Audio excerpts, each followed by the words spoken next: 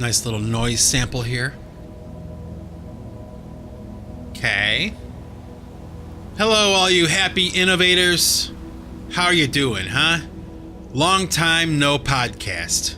And I know there is really no excuse for taking this much time in between episodes of the Singularity Podcast. But like I've explained before, I have a lot of different projects that I'm working on right now.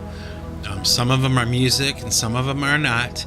And even though it's no excuse, the good news is I'm finally kind of reaching that point where all these projects that I'm working on simultaneously are all starting to kind of get finished, you know? So I'm rounding that corner. And to prove that, if you've been paying attention to my situation at all, whether it's on YouTube or SoundCloud or Spotify or whatever, you'll know that I just recently released the new PC3 Escons Volume 2 CD. So there's proof that, you know, something got done, okay? And, you know, I guess I can say really quick, because the album just came out, PC3 Escons Volume number 2. I released volume number 1 about a year ago, and I released volume number 2 about a week ago, and volume number 3 is coming up too. But what's interesting is, okay, the album PC3 Escons Volume 2 does contain previously released material that was released online, but that material has been remixed, okay, and there's also a brand new PC3 song called Sovrasend that kicks off that new release of mine, PC3 Escons Volume 2. Okay, so we got that out of the way. How you doing? How you guys doing, huh? How's life? Huh? You working hard? You getting things done? Is life interesting? You know, I want to share with you today a pretty interesting story, I guess. Maybe not so much interesting as it is kind of, I guess, profound. Okay? A long time ago, when I was really, really young, probably when I was about 11 or 12 years old, okay, I was already, you know, playing drums, and, you know, I was interested in music and all that, and this one day I had hooked up with this one guy, and I won't use his real name, but just for the sake of this podcast, we'll call him Erin, okay? So I hooked up with Erin to jam. And he played guitar and I played drums, and I remember that it was right when the Rush Moving Pictures album came out. Okay, so Tom Sawyer was a brand new song, okay, and the album was brand new. And of course, you know, we know now that it was a masterpiece, but, you know, at the time it was too, okay? And it was all the rage in my neighborhood, you know? So me and this guitar player, Erin, hooked up to jam, and, you know, we tried our best to, you know, jam some Rush songs off the new album. And of course it was, you know, nice try, you know, for a 12-year-old, a couple of 12-year-olds. Actually, I think he was 13 and I was 12, so he was much older than me back then. Practically a grown-up, really, you know. But so we jammed and everything, and Erin and I were not the best of friends or anything like that, okay? I mean, back then maybe we would talk every once in a while, but we were musicians, so there were slim pickings in my little town that I grew up in, and, you know, you work with whoever's there, you know? But like I said, we weren't really great friends, so we kind of, you know, wound up becoming more and more distant and stuff, and, you know, eventually I kind of lost track of him, even while I was in, like, high school and all that stuff. We went to the same grade school, we went to the same high school, and just over time I lost touch with him. You know, he went off into this group of friends, and I went off into this group of friends, as people do, you know. And to be honest with you, I kind of, for the most part, had forgotten about Erin. Okay? But the funny thing is, okay, is that for some reason in my brain, okay, in my mind, whenever I hear a Rush song, okay, on the radio or whatever, CDs or wherever it's coming from, whenever I hear a Rush song, I think of Erin. Okay, like for a split second maybe, okay? But like, the memory of us jamming, the album cover, what we sounded like when we were jamming, his face, like his personality, it all kind of like just goes flying through my mind, like 1, 2, 3, done. Okay, but it's every single time I hear a Rush song. Okay, now we're talking, I'm 47 years old right now. So how many times do you think in the past, 35 years or whatever, that I've heard a Rush song, and every single time I would think of Erin. Okay, that's where my brain went, and then I would just listen to the song or whatever. It would just be a zephyr that would blow through my mind. Okay, and every once in a while, especially with the advent of like social media or whatever, I would kind of think to myself, I wonder whatever happened to him. I wonder what he's doing now. And then I would forget, and I would go about my business or whatever. Maybe a month or two later, I'd hear a Rush song, and I would think, I wonder whatever happened to him. And then I would get back to whatever I'm doing or whatever, So year after year after year after year of this, right? Well, last week, I heard a Rush song, okay? And this memory of him came back to me again. And I decided this time, after 35 years, that I was going to look up Erin, and I was going to see just what he was doing, Probably not even give him like a friend request or even connect with him in any way, just to see that he was doing okay, See how his life went, and if he was still a musician, and if he was, did he make anything of it, and did he continue? And so I start looking, and I type in his name, and what pops up is this memorial page for him. And like my heart sank, because the last thing that I expected to see when I looked him up was that he was deceased. I mean, I was stunned, and I was really sad that he died. I mean, we weren't the best of friends, like I said. I hadn't talked to him in 35 years, but I was genuinely saddened to find out that he died. And what makes it even worse, okay, was that he committed suicide, okay?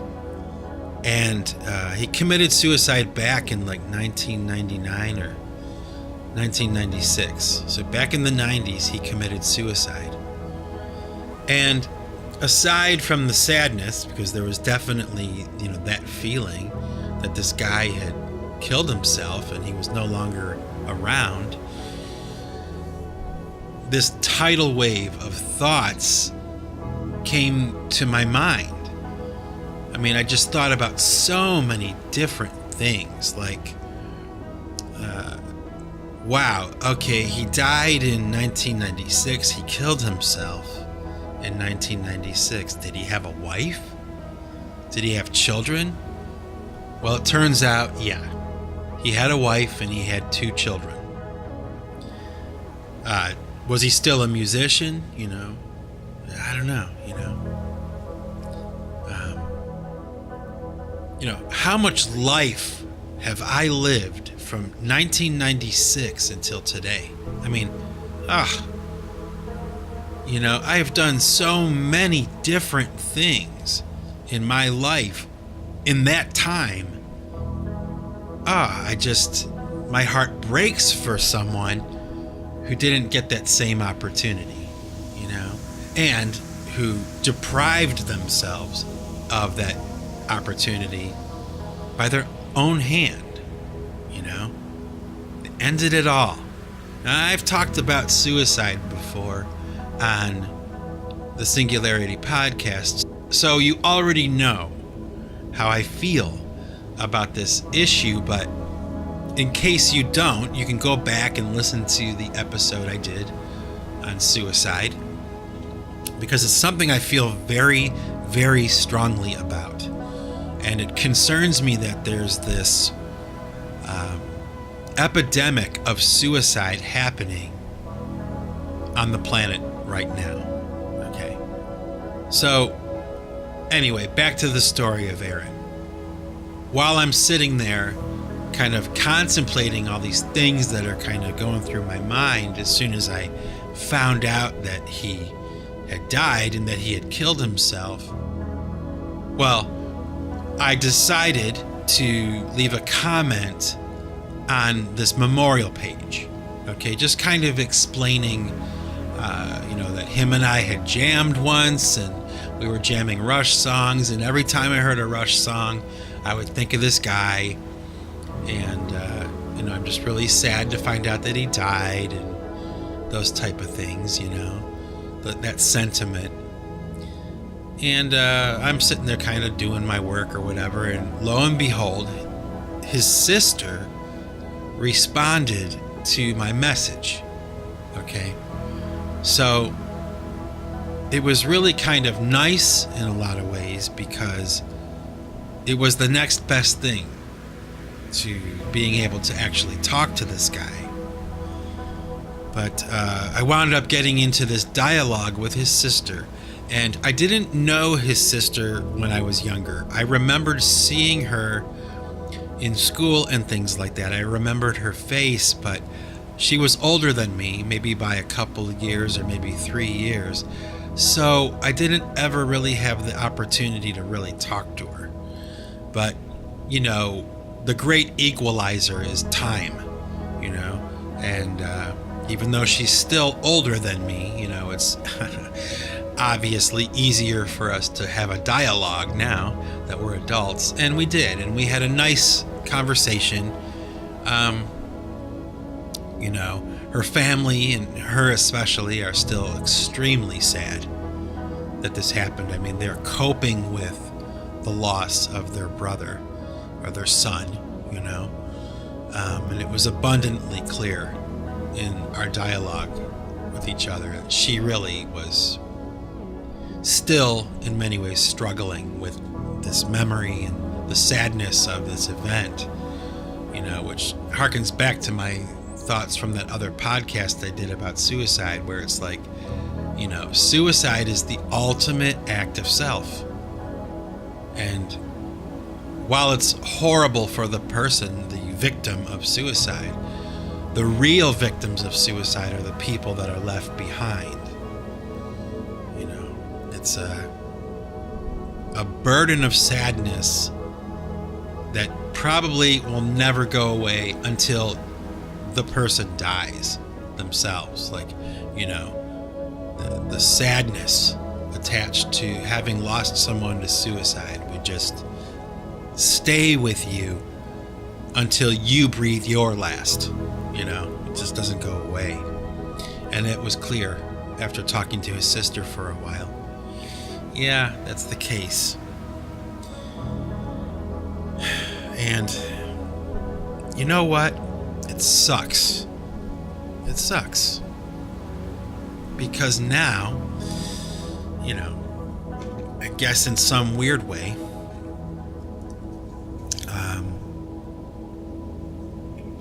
every time I hear a Rush song now, okay, every time I hear a song by Rush, I'm going to remember Erin, and then I'm going to remember that he committed suicide.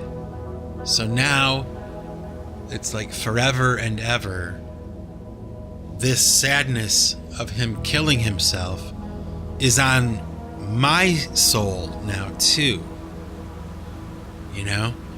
It's like the ripple effect. People think that they're islands unto themselves, and oh my gosh, they're so wrong. How sad. How absolutely horribly sad.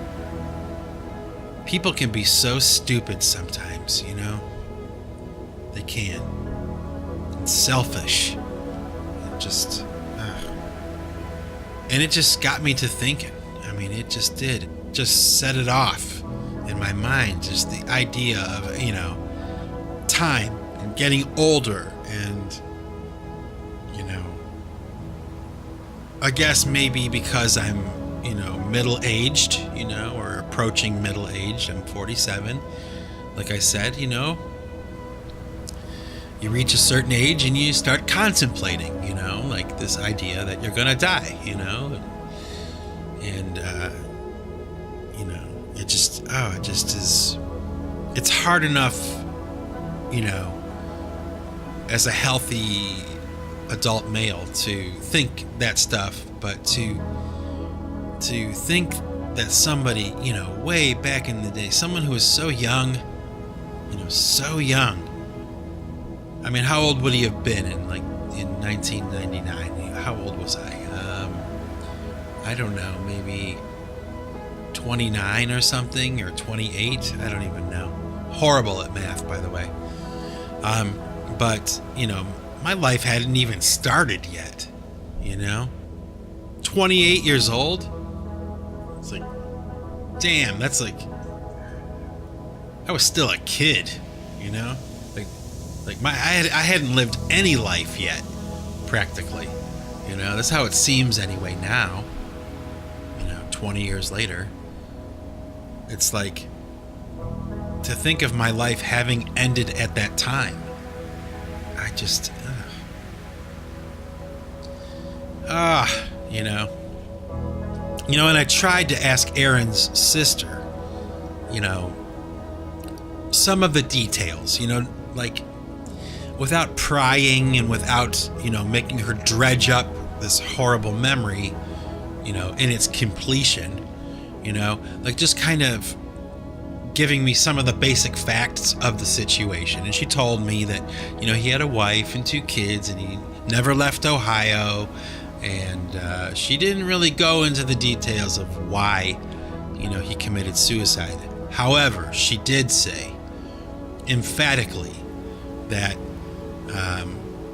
she's willing to talk about the situation because mental health and mental illness is something that people don't take seriously, and they should. And that was her prerogative, it was her point of view. She needs to share this story because it might help someone else. It brings attention to this idea of mental illness and mental health. And like I said, we talked for a little while, and I really appreciated that because it really I think there was a sense of closure with the situation,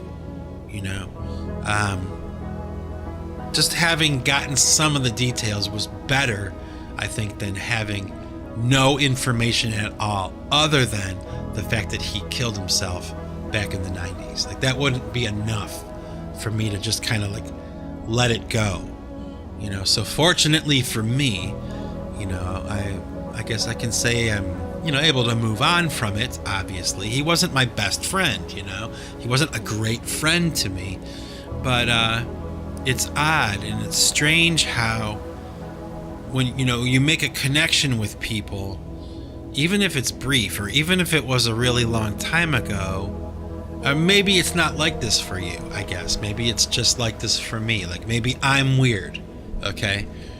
But just having brushed up against someone even that long ago, they're a part of my life. They're a part of my memories. They're a part of my existence. And it's sad when people leave because there's a gap that they leave. There's a hole there that they leave when they're gone. And I guess I could say I really know that because, I've talked about it before. I lost my sister about 3 years ago now, and even though it was 3 years ago, I'm still, in a lot of ways, still kind of coping with the fact that she's not around anymore. Yeah, I'm over it, and yeah, life moves on, and time marches on, but there's still that hole there that was filled by her, and the same goes for even this guy who I hadn't spoken with, in 30 years, So there's another thought, why didn't I look him up earlier? Why didn't I remain friends with him? He was a nice enough guy. We just didn't click, Some people you do, some people you don't. But he wasn't like a jerk or anything like that. There was no reason. So why did I tune him out? Something to think about, right? Why do we do that? Why do we, as a species, why do we do that? We have people come into our lives at a certain point and then they exit, or we come into someone's life at a certain point and we exit for no real reason. It just kind of happens by osmosis. It happens naturally. You just fade away from each other, It's a weird kind of thing. And another weird thing too was, I had remembered, having been, delving into this whole Erin thing, for this one particular day, like revisiting this person in my memories. There was another story that I had forgotten about, okay, that involved Erin. And the story goes something like this.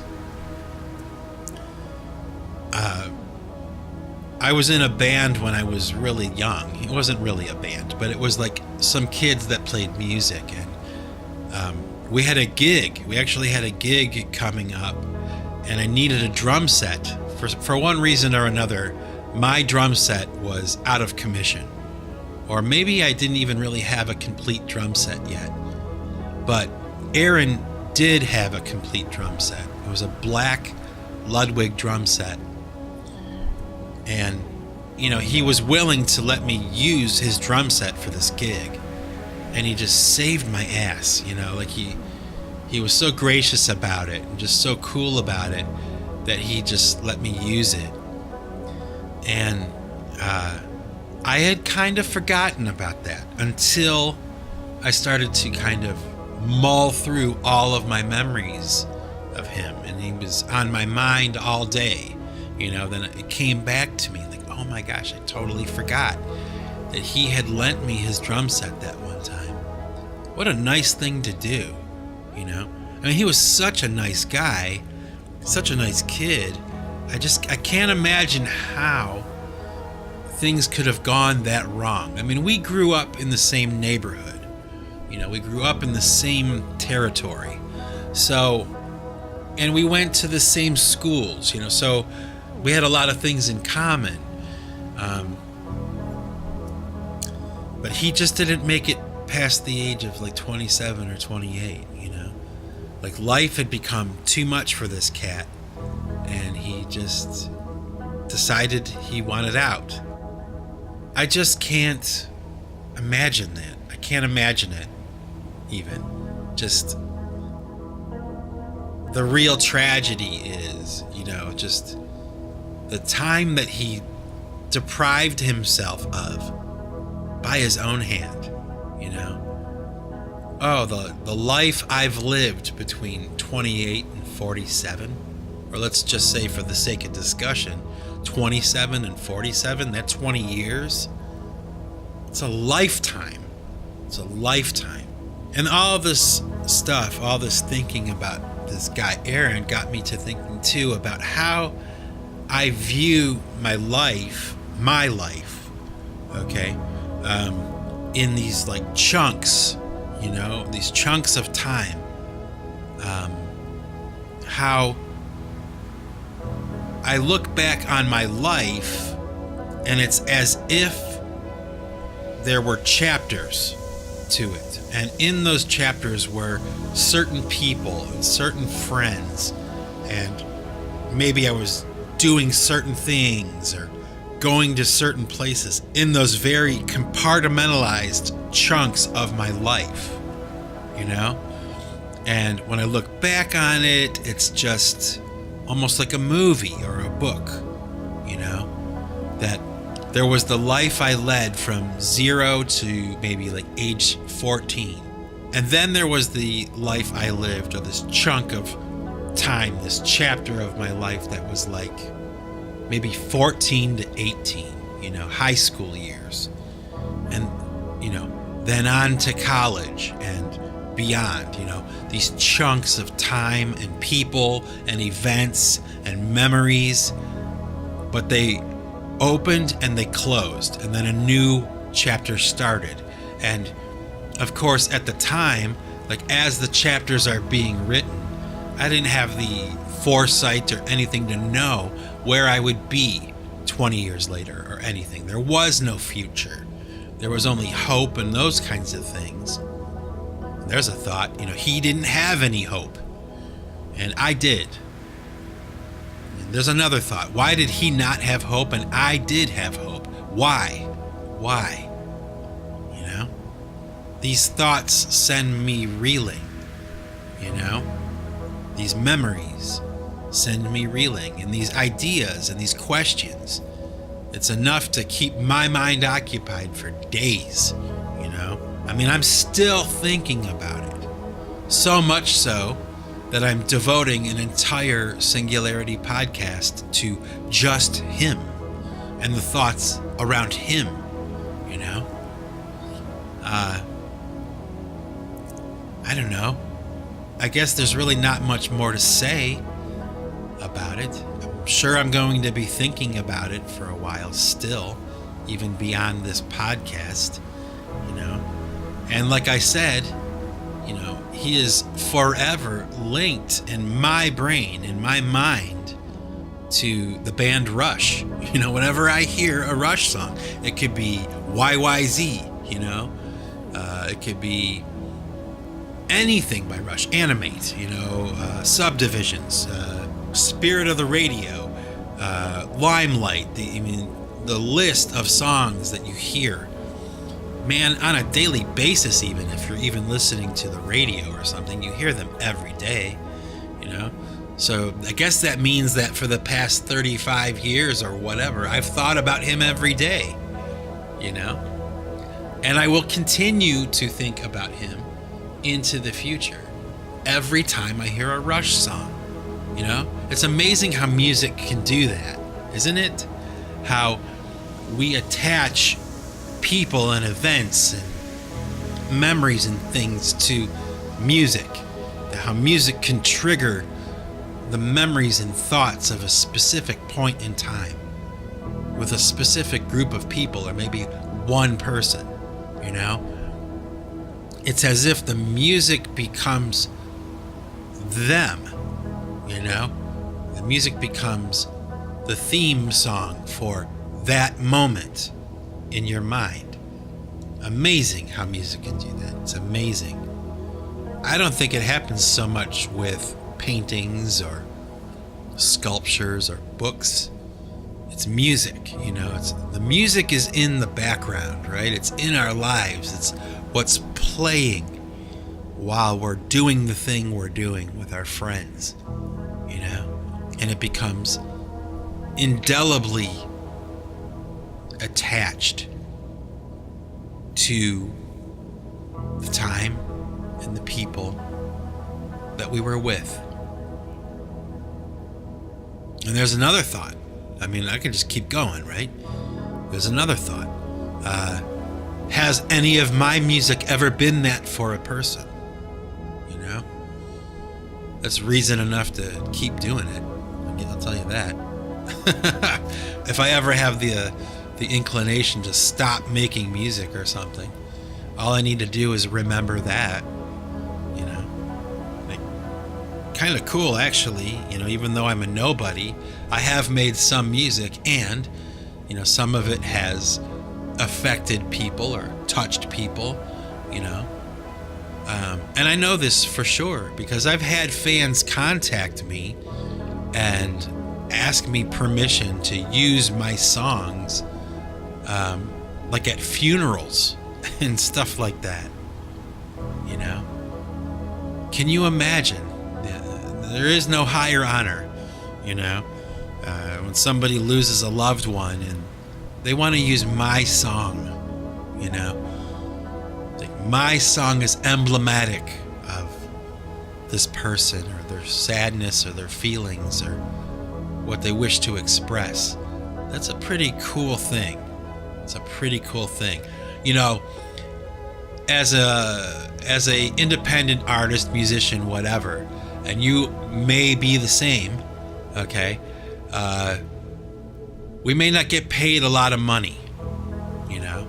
We may not have fortune and fame, but when you do things at a grassroots level, like I'm doing, and I'm proud to, by the way, I'm proud to be doing things on my own and DIY, and proud of the fact that I'm not hoity-toity and, you know, in the higher echelons, you know. I'm down in the bottom, but we are the music makers, you know. We are the dreamers of the dreams, right? And there's value, there's real value in the art that we create, even if it's only in that way, you know, on that small a level. But I think it's pretty cool, you know. It's a reason to wake up in the morning, isn't it? To know that the music that you're generating or the art or whatever it is you do, whatever it is, it doesn't have to be music, I guess, but for me it is. For me it's music. What a life, you know, what a life. To look back at all the music that I've made over the years, particularly between the ages of like 27 and 47. You know, wow. I just can't imagine it having ended at 27. Ah, it would have sucked. You know, death sucks. There's my my proclamation. I will proclaim it today. Death sucks. But as bad as death is, and it is, suicide is even worse. And with that, I will close this Singularity Podcast episode. Oh, you will be hearing from me soon. And, you know, keep your ear to the ground. Keep watching my YouTube channel or Soundcloud or Pandora or Spotify or, you know, all the other places that my music and everything is. Twitter and all that stuff. I almost said crap, but, you know, it's a necessary evil in this business, unfortunately. And if you pay attention, if you're watching, if you're subscribed and all those things, you'll be made aware of all the different things that are going to be coming out probably in the next month. It's going to be a very busy month. September 2018, I am going to be releasing quite a bit of stuff that I've been working on. So stay tuned. Have a great day, everybody. Again, I'm sorry that it took me so long to make another podcast, but I won't make any more apologies about it. I'll just leave it at that. This is Mike Bostwick from Pipe Choir Records, signing off. And remember, folks, if you want to keep what you've got to give it away. Take it easy.